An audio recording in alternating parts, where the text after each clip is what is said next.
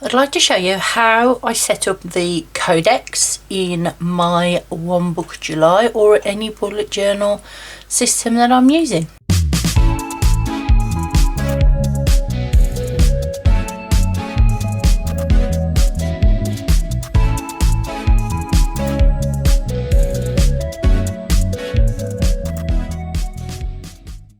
Hello, it's Edwina from My Craft Orchard. How are you? So, right, let's have a look at my One Book July book. Still in the cover. I don't know whether this book's going to get too thick to sit in this cover. It's still sitting in there at the moment, but I do feel sometimes it's a little bit tight when I clasp it. Is that the word? I don't know. I haven't got my words today. So it might be that at some point I take this journal out of this cover, but at the moment it's still here quite nicely. I've just put in the front of there because I never know what to put in these pockets. I don't like over decorating them or anything like that. So if you've got any ideas of what to put in the front of the journals, then let me know. But what I've done here is I've just put the bookmark out of the Under the Rowan Tree subscription box, so it's Panda and Pip box, and as I put that in there it just shows that he's like reading a book there, and I quite like that. And then in the front here I've got a grid tool, and in the back I've got the bullet journal method instructions from the bullet journal notebook, and I've got a whole video on how I chose this one over the bullet journal method one. If you want to catch that out, I'll link it down below. So let me just show you how far I've got with this. So there's nothing in the front, and then as I said in my last video, I go through and I decorate this how I feel. So I found these stickers, these plastic sort of metallic stickers, and I put those in, and I quite like that. I'm happy with that at the moment. Then I've got my Codex, and I'm actually going to fill this page in. So I filled this one in to show you what it's supposed to look like, and then I'm going to fill this in and show you how I set it up, and then I'm going to talk through how I actually use this. I've then put goals in for the month, very simple goals. I might put a bit of washi tape or something on there, I haven't decided yet. I've put my July sort of front page again. I've got a few stickers that I might want to put on there, but I've actually used some watercolour just to highlight the sort of the corners of that page, and I've used the washi tape again. These are from the Pip and Panda Under the Rowan Tree subscription box. I've set my month up, and what I've done here is I've just watercoloured that bit for the July, and then here, because July has got 31 days, and I'm always on a Monday. I always do a Monday start. That one in a lot of pre-printed, day 31 in a lot pre-printed would either be in a half box here in this corner, or they'd put it up here. So I've actually just put it on a sticky note, because when I come to set up August, I'm actually going to put that here in August, but because I'm not actually at August yet and ready to set it up, I just needed a place to put it in case something was happening. I've drawn out my social media ready for the month, and I haven't filled this in purely because I don't want to have any spoilers going on, so I am going to fill that out, and then if I film before the month's over again, which I probably will, I'm trying to get one of these videos out every week, I'm just going to cover that up so you can't see it. And then for the Camp NaNoWriMo, I've put a bit of a tracker in. It's still all in pencil, that is. I don't know if you can see it very well. I'm going to go over it in pen, and then that's it. I've just done a bit of watercolouring. There isn't any weeks in here yet. One Book July, and I did take it to Plannerfest, but I didn't actually do anything in it. But I am going to go back and do sort of that memory keeping bit. So let's go back and let's go to this Codex here.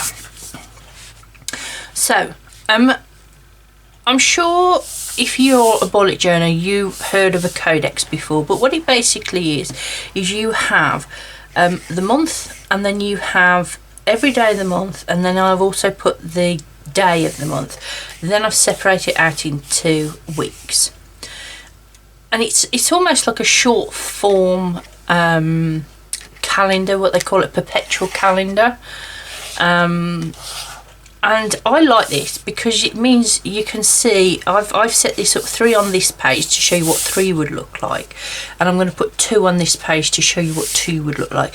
To me 3 is enough, like that, and then 2 on this page. The way I've set this up is perfect for the amount of room and things that I need. Now what I have done is I've penciled out the half box, which is there, and then the half box there.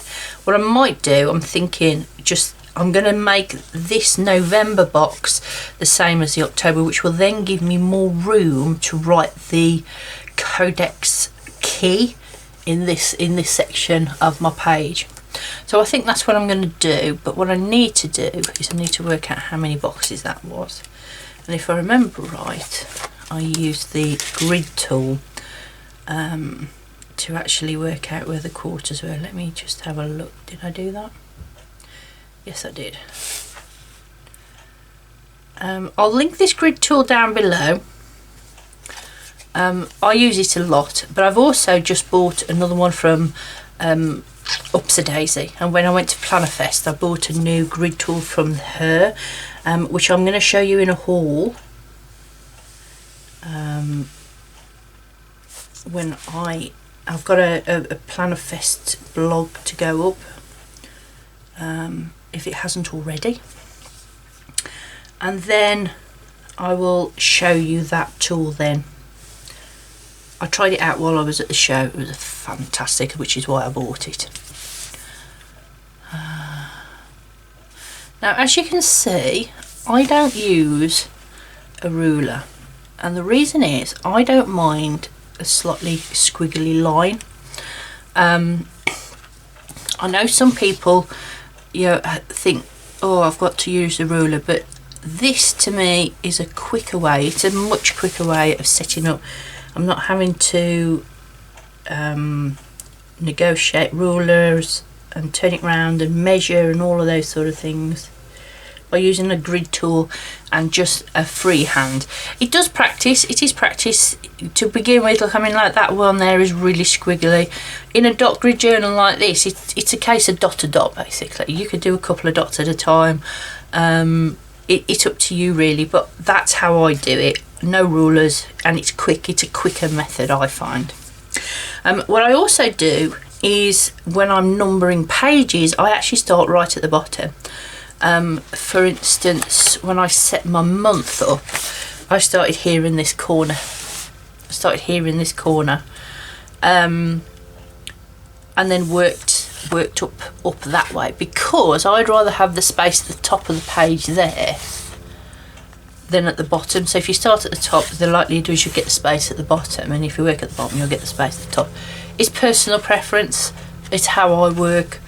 But you know, I'm just trying to give you a few tips, and again, that's all been hand drawn. There's 4 boxes for my month there, and there's 3 because there's always more going on at the weekends. Fridays and the weekends I've always got more things going on, so I sort of say, well, I don't need the notes page for the month, because I have this monthly dashboard for that, so I always make that 3 boxes.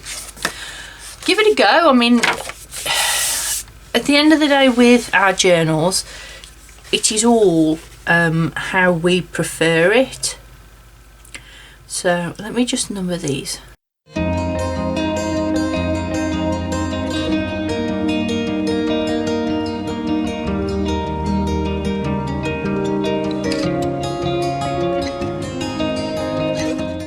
So what I've now got is I've numbered them down. This it's a calendar booklet. This was from Paperchase. Paperchase in the UK has actually closed down, but I use this as it's like my date Bible. It's for the whole year. This is 23-24, but it's for I've got a full 12 months in here, and this is the place that everything gets recorded. It doesn't matter how many journals I'm in, it doesn't matter whether I'm in ring strings or whatever. I have one calendar, one booklet like this that has every month in and every dated thing or every dated task or things that need to happen during the month gets put into here. And what this means is if I change journals, I won't lose any information, because I know that this is the definitive place for all that dated information. Okay.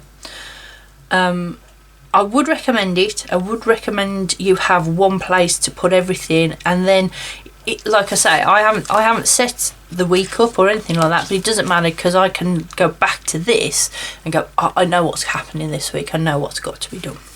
So if I just show you, I've tabbed each of the months, and the way I actually, because I started this in June, I actually taped June into there. But it starts with calendar, and then it's just your normal grid month, and then after that is 2 pages of note paper. It's very similar to the monthly Moleskin, which again I've used that for this purpose as well. And so for this is the month we're in now, the July, everything, all the things to do with hairdressers and doctors and schools and teaching and all that sort of stuff. And then here I've got a list of all the other things that are going on, things I need to plan for. The Tour de France is on at the moment, the tennis is on, you know, and things I need to be aware of going forward. So it's almost like that running monthly task list. And then I've got August, and it goes through the same. And then for August I've got things like birthdays, holiday prep, and you know, that sort of thing. So the reason I've come to this is because we're in November, and I just wanted to double check how many days. 30. So I've put 30 there, that's fine. And then I need to check what day. That's September. Let's try November. 30 days in November, and it starts on a Wednesday. So I'm now just going to drop the days in this column here.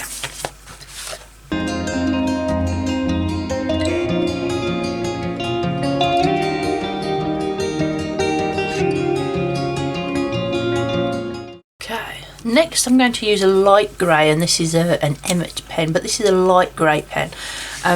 And the reason is I like to mark off where my weeks are, but I don't like it really bold, but I do just need that. I just need that guide. So then, because I always start on a Monday, just under the Sunday, I'm just going to draw a line. Again, just dotting them up. It doesn't matter if it's too squiggly. And then that gives me my week as well. So the next thing I'm going to do is put the date in, and this is something I've discovered sort of this week, is I'm using a clean colour dot, a Zig one. And I know Gretel Creates have started selling these, so I'll link them down below.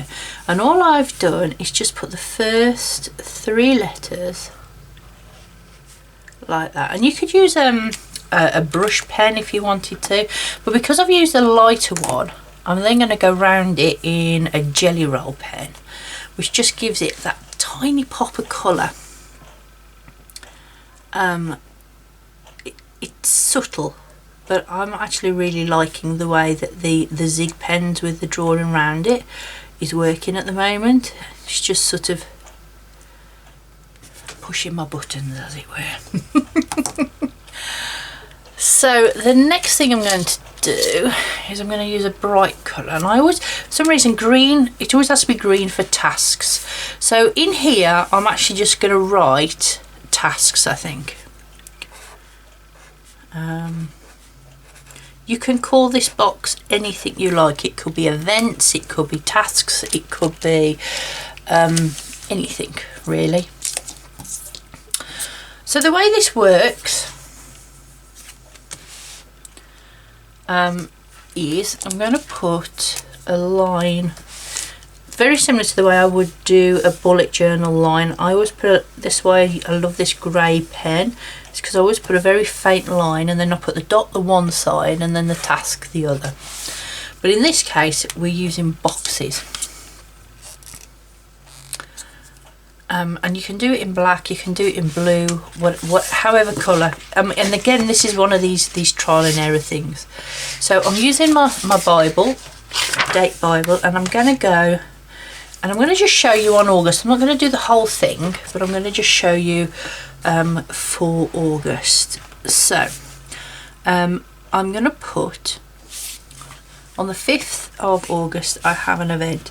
So that first box on that first line there, I'm just going to put a box like that, and then I'm going to put the same box over here, and then next to it I'm going to write crafts in Kimber. I've got an event coming up for with my mom, showing off all the traditional crafts, so spinning and weaving and those sort of things, which is what that is.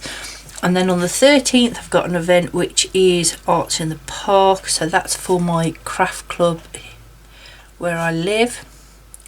Our local park has got in conjunction with the local art group have got like a display of paintings, and they're all painting the park, and we're going to do our knitting and crocheting in the park. And then I've got a load of I know craft club will be here as well, so what I'm going to do is the 2 days a week I do craft club, I'm going to box in Tuesdays and Wednesdays, because that's when I do craft club, and I do that for every week. And the reason I'm doing this is because this is one of those repetitive tasks.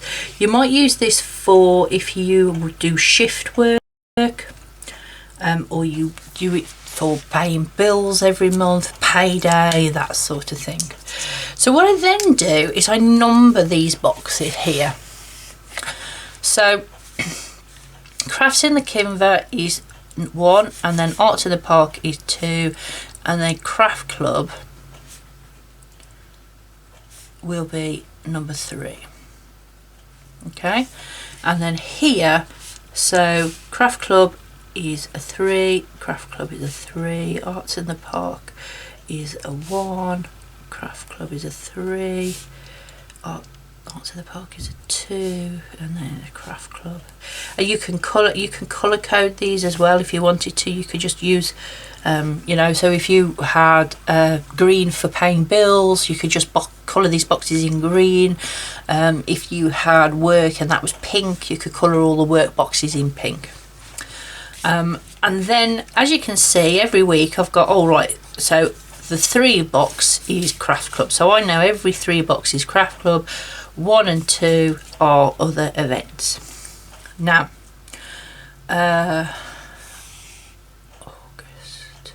so I know, let's say I'm going to go out for lunch after craft club with my mom, so she can spend some time with my son because he's on summer break. So it's summer break in August. So what I then do is next to the 3, because she comes, I've done that on comes on a Tuesday, I'll do it here. I will then put another box, and I'll put another box over here with 4 in, make that a 4, and then next to that I will put lunch with mom. And then if it comes that later in the holidays we do another lunch, I can use that same box 4 and put there. Every event you have on a day, you just add a box, add a number and write it down. If you want to colour code it, you could colour these in. So craft club could be, like I use lilac for craft club. Lunches and personal things like going out for lunch would be a green, and that sort of thing. You could you put the number in and you could colour code them as well. It depends how busy or not you want these to be. And then what you can do, the reason I do this is because you can come back to this. I've got this out with me, I can open it up and somebody says, oh, can you do something on such and such a day? I can say, well, I've already got 2 tasks here on this Tuesday, and that's going to take me through to sort of mid-afternoon. So if it's an evening one, yes, I could do it, but I can't. And it just gives you an idea of how many things you've got on your plate that day. So at the moment I've got 2 on there, but all of these could be 1s.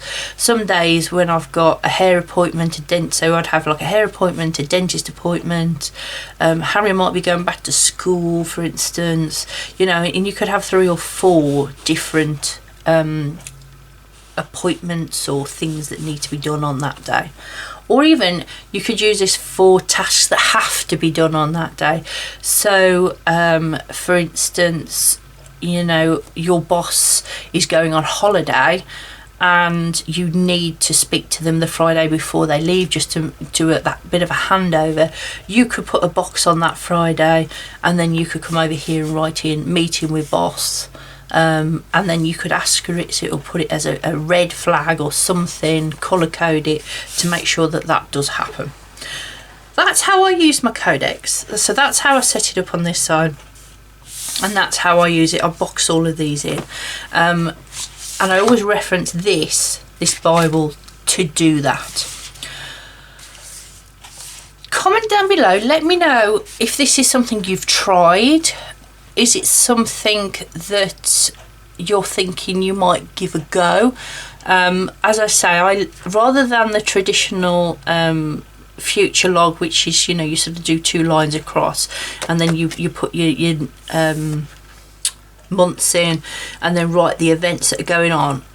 This way I get more months in. I don't use so much space in my journal, and I can almost, because it also tells me how many items I've got going on during a day, gives me that more flexibility and that overall picture, that bigger picture, to say, well, no, I can't do anything else that day, I've already got 3 things on at a glance.